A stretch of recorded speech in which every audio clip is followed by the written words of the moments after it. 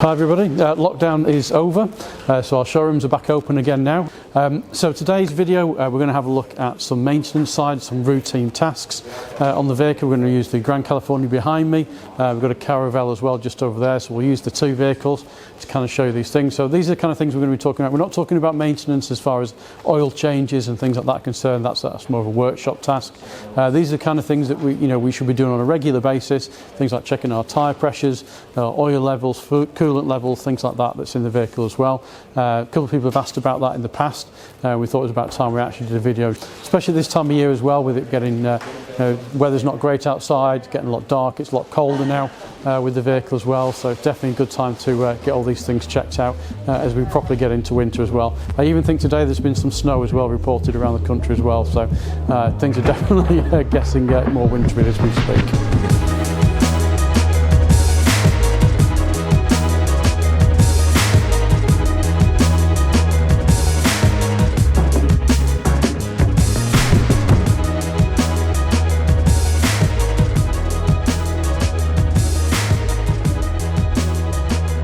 So let's start with the most obvious place. Let's start having a look under the bonnet. So on the Grand California, to get into under the bonnet, it's on the far side on the passenger side. So you just pull the catch here. And then to open the bonnet, if you just put your hand just underneath here, there's a little flap. I'll show you that on the inside, which is here. And that just moves it away from the catch and then allows you to put it up. And then so before we get into the maintenance side of it, let's just point out a few things that are under your bonnet just so you know where things are. So the battery, which is on this side here, you may expect this battery to be the actual battery for the vehicle. It's not. This is actually the leisure battery that's here. So if for any reason you need to jump start the vehicle, you wouldn't use this battery here. The actual vehicle battery itself is actually located in the cab under the floor, which is in there. It's actually under a panel under there. But I'll show you in a minute where the terminals are for that, because the terminals are still actually underneath the bonnet here as well. So that's where the battery is located from in here. And the things that we're going to look at today is primarily your coolant level. So we're going to just talk brief about your coolant level, talk about your water top up for your windscreen that's there. We're going to have a look at the oil. I'll show you where your dipstick is and where your oil goes in as well. And that's as far as our checks, etc., that we're going to be doing as well on the vehicle. Everything else really is these things that you would bring it in for into the workshop for. And instead, these are just to check that your levels are right more than anything else if you want to do that. More than welcome, I'm sure, any Volkswagen garage you can go into, pop into. We do health checks on vehicles all the time, so if you want to do that, we'd be more than happy to help you out with that if you wanted to do it here. So I mentioned the battery first. Let's just have a quick look at the battery. So as I said, this is the leisure battery on the vehicle, on the California Grand, and behind this here is where actually just pull the cover off backwards and just pull it off. And this is actually where so that there is actually the positive terminal for your battery, which, as I said, is located in the vehicle. And then the negative side is really any earth point on the vehicle, an earth point there. So you can put your other lead onto there. Now that only applies to the California Grand, the California Coast and Ocean, or beach variations. All the batteries that are under the bonnet are actually the car batteries on those. So it's only the actual crafter model which is different to those particular ones anyway. But I just thought I'd show you that why we were actually doing this anyway. So moving on from there is your coolant reservoir. This is the coolant expansion tank for your cooling system, and you'll see the liquid inside it is pink. So when you're doing these checks on the vehicle, the best time to do it is when the vehicle's cold. This obviously wouldn't be a good idea to be looking at this when it's warm, when the engine's running, because this actual bottle, obviously with an expansion tank, the level when the vehicle's warm goes up and down. So check this when it's cold. It's the same as your oil level as well. Check those out when they're cold from on there. And on the side of it, as I said before, there's a little gauge on here. I'll show you a picture of that now, which gives you where the minimum level is that it's on there. So if for any reason this was below the minimum level, obviously you can top it up, and you literally just take the cap off.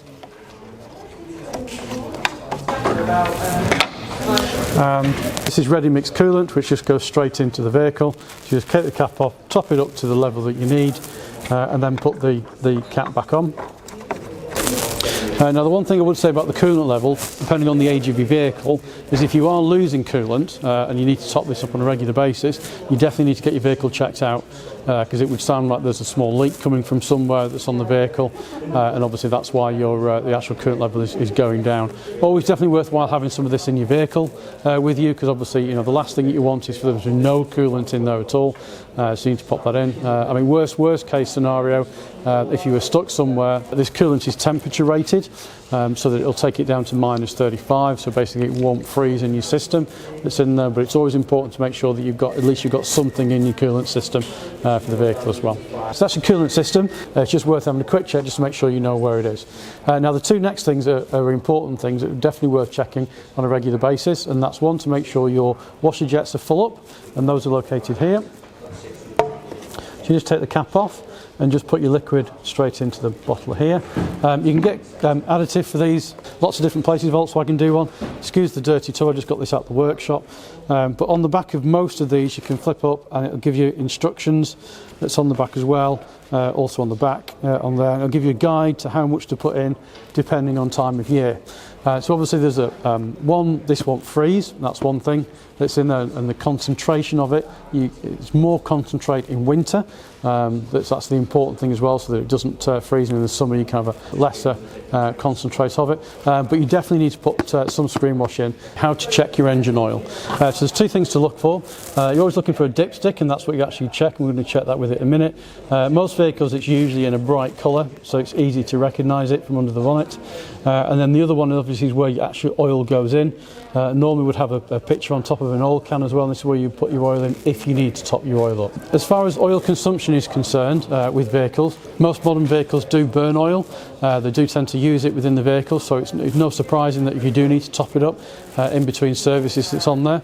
And some seem to use more oil than others as well, and I have no particular reason for that.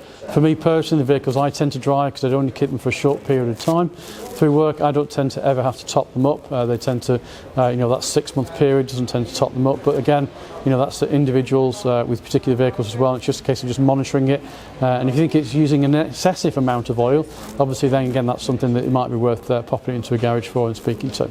But as I said, to top up the engine oil, so obviously dipstick's on here. You pull your dipstick out. It's quite a long one that's on here as well. Give it a clean so that it's got no oil on it at all. And then at the very end of it here, if we look on here, so we're looking for between the markers, is basically where we want the oil level to be. So if we just put that back in,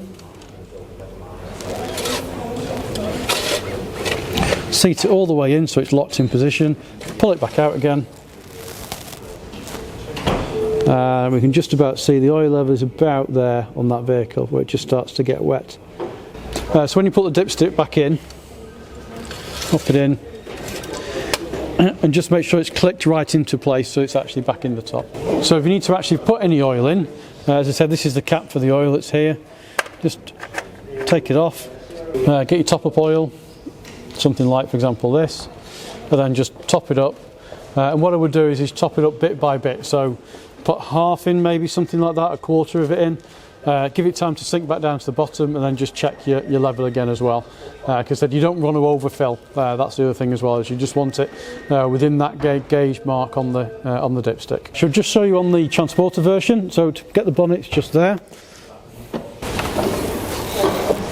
Yeah, same again with that. This is a Caravelle. Most vehicles don't have a cover over the top, just so you're aware. So if you're thinking, why has mine not got a cover over the top? Caravelle itself, that does come with a cover that's on the top as per this one here.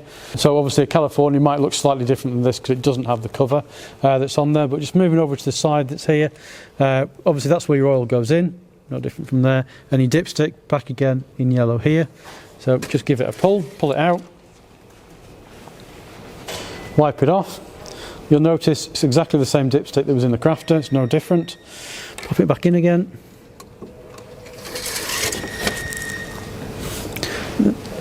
Pull it back out. And check the oil. I can just see it's wet up to about there, spot on with that as well. And when you do the oil, don't forget, if you do put oil in, to pop the cap back on afterwards as well. Again with oil, so for example this is Shell oil, 0W30. This is what we put in here at the dealership. We've got a big bulk tank. They did do a Quantum version as well, which is one Volkswagen branding one, which is 5W30, which looks like a different oil, but it's pretty much identical, the same type of oil. The important thing is with a lot of these is they actually have a code on the back, and the code is ACEA C3. And actually both of those two oils actually have the same code, so they can both be used. So that's the 5W30 or the 0W30. So you checked all your levels are all okay, your engine oil's okay, your coolant levels, things like that, your screen wash is okay. Obviously those type of checks, you're not going to do them as regularly as everything else, because most of these vehicles now will actually tell you whether you've got low engine oil, for example. It does get a warning on the dash. I just think it's good practice just to check it every now and again with the other things that's under there as well. But it's also as well when you're checking the oil, for example, that's on there, you might be putting screen washing at the same time, so you're already under the bonnet anyway while you're checking these things out. So moving away from the engine bay now, the next thing and the last thing we're going to talk about today is tyre pressures. To give you an idea, for example, a lot of people who drive company vehicles, it's part of their weekly checks that they have to do on the vehicles. It's like a safety thing. If they're driving a company vehicle, they have to be checking the tyre pressures on a weekly basis. I'm not suggesting that's something you would do on your own vehicle, but it's certainly something I think you should be checking on a regular basis of some description, just to make sure they are where they are. Most vehicles have some form of tyre pressure monitoring system. If it's something like a T6 or a T6.1, obviously will tell you if you've got an inflation on one of the particular tyres or not. So let's have a quick look at the tyres now and give you an idea how to just keep an eye on them and see where they are with those tyres. So the first thing is what should the tyre pressures be? And luckily inside the door card on all these vehicles there is a sticker that tells you what they are. So you need to identify which tyre size you've got. So if we do that on here, you might not see this, but on the wall of this tyre it says 235 55 17. So we know it's a 235, so we just have a look on here, and the 235 55 17 basically says on the front it can be 3 bar or 44 psi, and then onto the rear at 2.9 or 42 psi, and that's for 2 people and a bit of luggage. Obviously if you've got a lot of weight in the vehicle, that would increase to 3.1 or to 45. The difference is very, very small between the two. Obviously you can check your tyre pressures at home if you've got something like this, for example, and this is just a tyre pressure gauge. It's one I've had for many a year. How accurate they are? Probably very debatable. It's there to give you a guide anyway that it's there, but most petrol stations have the facility to actually pump your tyres up as well, so you can put a gauge in, set the gauge at the petrol station to whatever you want. So for example on these at 42 on the rear, you could set that on there and then just plug it in, it'll just pump it up until it gets to that point. We're just doing a quick check round it. Something like this is quite good. On these you basically just take the dust cap off and then that just goes over the nut. So that just gives you an idea. These are actually showroom vehicles, so vehicles that are in the showroom, we actually pump the tyres up on these to 3.5 bar. That's just a showroom standard for vehicles that are actually in the showroom anyway, so these ones are a lot higher than they actually should be. When we take them out, we then reduce the tyre pressures again. That's part of our Volkswagen standards for vehicles, because they obviously could be stood in here for quite a while. Don't tend to be for us to come in and go back out quite quick, but as I said, that's just something we do anyway. So, but as I said, so these vehicles you'd probably be somewhere around the 42 at the back, 44 at the front, 44 all round. It's only a guide. A couple of psi either way is not going to make any difference really on your tyre pressures, but it's important that you know that your tyre pressures are there. And the other thing to be checking for as well when you're checking your tyre pressures is the actual tyre itself. You'll be surprised how many tyre people we get coming in for MOT, servicing work and things like that, and the tyres, for example, are bald on one side or one side of the edge, or there's nails in the tyres and things like that, and it's worth having a check those, especially if you're going to go on a long journey somewhere as well.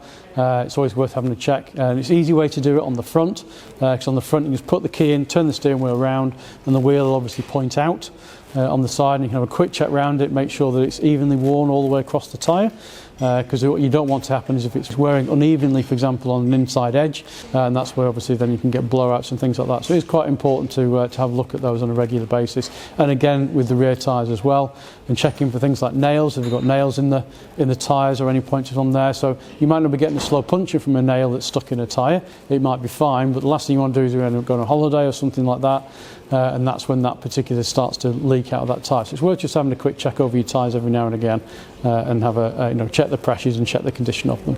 Now if you do change any of your tyre pressures on the vehicle, just don't forget as well, if you've got tyre pressure monitoring on your vehicle, so that comes with things like T6s, T6.1s, just to do a reset of the system. We have done a video on this before this stage, done through the multifunction steering wheel, but just obviously if you do that, then you won't get any warning lights on your dash thinking that the vehicle's changed its pressures. I hope that makes sense to everybody. I hope it doesn't raise more questions than you may have had in the first place. If it does, put them in the comments box below, because we will be doing another Q&A session. I hope we're going to get that in before Christmas, so we can answer some of the questions that you've been giving us as well. So if you have enjoyed today's video, give us a thumbs up, give us a like. If you don't subscribe, please subscribe, and we'll see you again next time.